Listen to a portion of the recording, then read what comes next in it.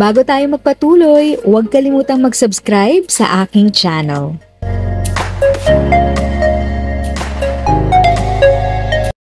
Thank you sa pag-click ng aking video. Good day po sa lahat ng mga nanonood. Sa mga bagong viewers at napadaan lang, by the way, I'm Tita Eda. Welcome to my channel. Ang channel na maghahatid sa iyo ng dagdag kaalaman tungkol sa government services, bagong mga balita at informative videos na galing sa legit na resources. Mag-subscribe na para updated ka. Paano po malalaman ng isang senior citizen na talagang pumasok, registered na sila dun sa database? May registry number po ang senior citizen na nagre-rehistro at may access code din. So if they take note, isulat lang nila or i-memorize nila yung RRN na yung registry number at saka yung passcode, then pwede nilang matingnan uli kung talagang narehistro ba sila.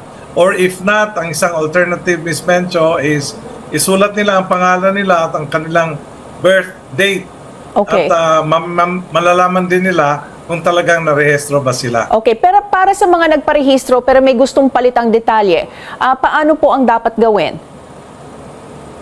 Well, Ms. Mencho, pagka ganon, we would like to receive a letter or a note galing sa kanila kasi hindi madaling i-change yan.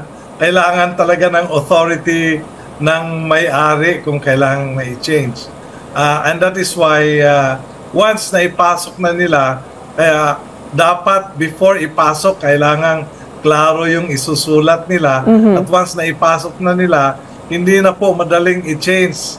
Lalong-lalo na yung mga substantial na data tulad ng pangalan at date of birth. Saan po nila ipapadala po itong sulat na sinasabi nyo po na kailangan na parang letter of request?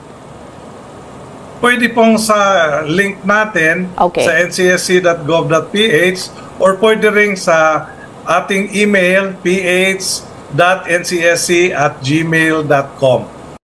If sa tingin mo, natulungan ka ng video ko na ito, nakasave ka sa oras mo, you can click yung thanks button at any amount ay malaking help sa pag-grow ng channel ko. Yun lang po muna ang aking update. Sana ay nakatulong na dagdag kaalaman ang aking shinare today. Ang goal ng aking channel ay mag-create ng awareness. Kung ganitong mga topic ang gusto mo, panoorin mo ang mga videos ko na ito.